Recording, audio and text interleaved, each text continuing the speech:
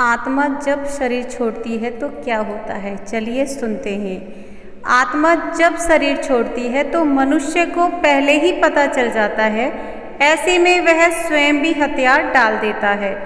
अन्यथा उसने आत्मा को शरीर में बनाए रखने का बहुत प्रयत्न किया होता है और इस चक्कर में कष्ट झेला होता है। अब उसके सामने उसके सारे जीवन की यात्रा चलचित्र की तरह चल रही होती है। उधर आत्मा शरीर से निकलने की तैयारी कर रही होती है। इसलिए शरीर के 5 प्राण एक धनंजय प्राण को छोड़कर शरीर से बाहर निकलना आरंभ कर देते हैं। ये प्राण आत्मा से पहले बाहर निकलकर आत्मा के लिए सूक्ष्म शरीर का निर्माण करते हैं, जो कि शरीर छोड़ने के बाद आत्मा का वाहन होता है।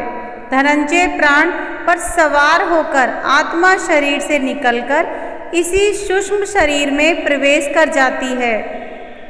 बहरहाल अभी आत्मा शरीर में ही होती है। दूसरे प्राण धीरे धीरे शरीर से बाहर निकल रहे होते हैं कि व्यक्ति को पता चल जाता है।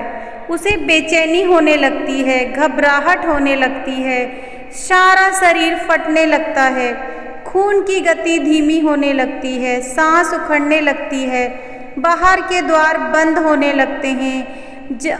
अब चेतना लुप्त होने लगती है और मूर्छा आने लगती है। चैतन्य ही आत्मा के होने का संकेत है। और जब आत्मा ही शरीर छोड़ने को तैयार है तो चेतना को तो जाना ही है और वो मूर्छित होने लगता है। बुद्धि समाप्त हो जाती है और किसी अनजाने लोक में प्रवेश की अनुभूति होने लगती है। यह चौथा आयाम होता है। फिर मूर्छा आ जाती है और आत्मा एक झटके से किसी भी खुली हुई इंद्रियों से बाहर निकल जाती है। इसी समय चेहरा विकृत हो जाता है। यही आत्मा के शरीर छोड़ देने का मुख्य चिन्ह होता है। शरीर छोड़ने से पहले केवल कुछ पलों के लिए आत्मा अपनी शक्ति से शरीर को 100% सजीव करती है, ताकि उसके निकलने का मार्ग अवरुद्ध ना रहे, और फिर उसी समय आत्मा निकल जाती है। शरीर खाली मकान की तरह निर्जीव रह जाता है। इससे पहले घर के आसपास कुत्ते बिल्ली के रोने की आवाज़ें आती हैं। इन पशुओं की आंखें अत्यधिक चमकीली होती हैं, जिससे ये रात के अंधेरे में तो क्या सूक्ष्म शरीरधारी आत्माओं को भी देख लेते हैं। जब किसी व्यक्ति की आत्मा शरीर छोड़ने को तैयार होती है तो उसके अपने सगे संबंधी, जो मृत आत्माओं के रूप में होते हैं, उसे लेने आते हैं और व्यक्ति उन्हें यमदूत समझता है और कुत्ते बिल्ली उन्हें साधारण जीवित मनुष्य ही समझते हैं और अनजान होने की वजह से उन्हें देखकर रोते हैं और कभी कभी भौंकते भी हैं। शरीर के 5 प्रकार के प्राण बाहर निकलकर उसी तरह सूक्ष्म शरीर का निर्माण करते हैं, जैसे गर्भ में स्थूल शरीर का निर्माण कर्म से होता है। सूक्ष्म शरीर का निर्माण होते ही आत्मा अपने मूल वाहक धनंजय प्राण के द्वारा बड़े वेग से निकलकर सूक्ष्म शरीर में प्रवेश कर जाती है। आत्मा शरीर के जिस अंग से निकलती है उसे खोलती तोड़ती हुई निकलती है। जो लोग भयंकर पापी होते हैं उनकी आत्मा मूत्र या मल मार्ग से निकलती है। जो पापी भी हैं और पुण्यात्मा भी हैं उनकी आत्मा मुख से निकलती है। जो पापी कम पुण्यात्मा अधिक है उनकी आत्मा नेत्रों से निकलती है। जो पूर्ण धर्मनिष्ठ हैं, पुण्य आत्मा और योगी पुरुष हैं, उनकी आत्मा ब्रह्मांड से निकलती हैं।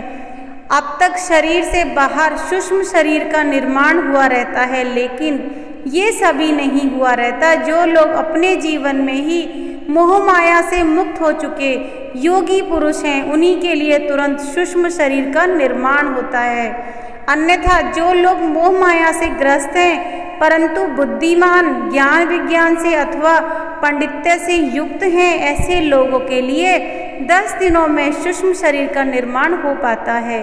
हिंदू धर्मशास्त्र में 10 गात्र का श्राद्ध, अंतिम दिन मृत का श्राद्ध करने का विधान इसलिए है 10 दिनों में शरीर के 10 अंगों का निर्माण इस विधान से पूर्ण हो जाए, आत्मा को सूक्ष्म शरीर मिल जाए।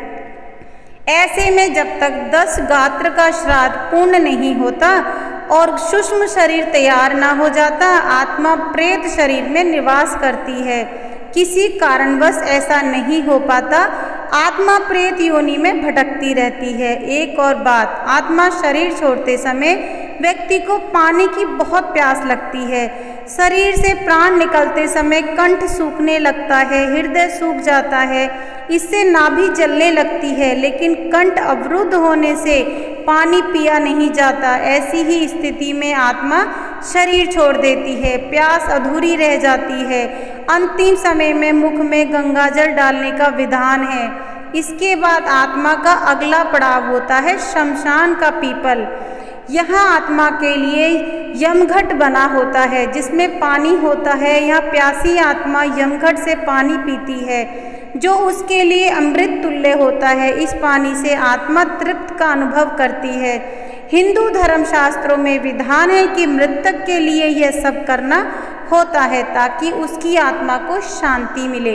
अगर किसी कारणवश मृतक का 10 गात्र का श्राद्ध ना हो सके, उसके लिए पीपल पर यमघट भी ना बांधा जा सके, उसकी आत्मा प्रेत योनि में चली जाएगी। फिर कब वहाँ से उसकी मुक्ति होगी, कहना कठिन होगा।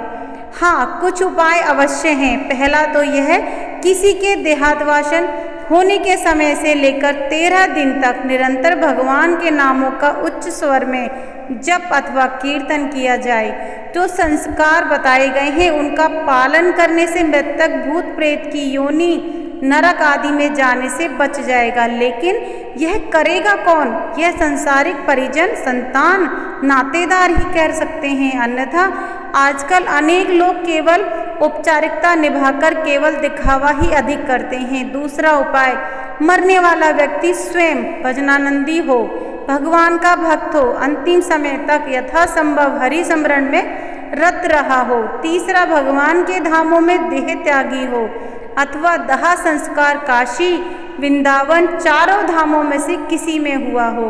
स्वयं विचार करना चाहिए, हम दूसरों के भरोसे रहें या अपने हित स्वयं साधें। जीवन बहुत अनमोल है, इसको व्यर्थ मत गवाएं।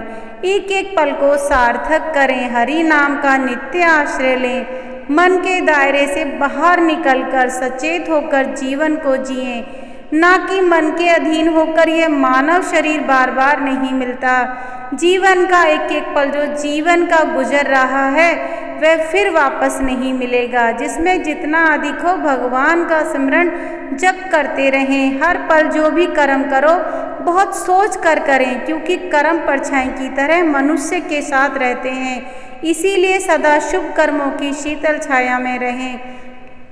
वैसे भी कर्मों की ध्वनि शब्दों की ध्वनि से अधिक ऊंची होती है, अतः सदा कर्म सोच विचार कर करें। जिस प्रकार धनुष में से तीर छूट जाने के बाद वापस नहीं आता, इसी प्रकार जो कर्म आपसे हो गया उस पल का कर्म वापस नहीं होता, चाहे अच्छा हो या बुरा।